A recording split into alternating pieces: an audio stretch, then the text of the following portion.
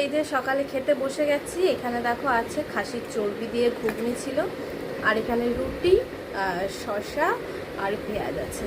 তো চলো সকাল সকালে ব্রেকফাস্ট এটাই আছে। তো তোমরা অনেকেই হয়তো জানো যে আমি একটু সকালবেলা ভাতটা একটু কম খাই।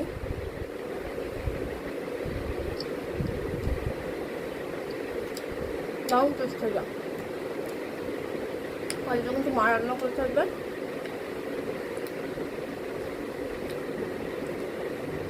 শসার পেঁয়াজ না খেলে হয় না। তো আর তোমাদের সকালের ব্রেকফাস্টে কী ছিল কমেন্ট করে জানিও সবাই।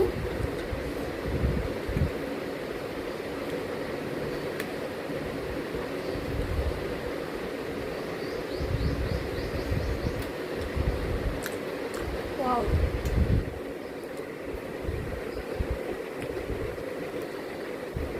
তো চলো খেয়ে নিই, গরম একটা খারাপ।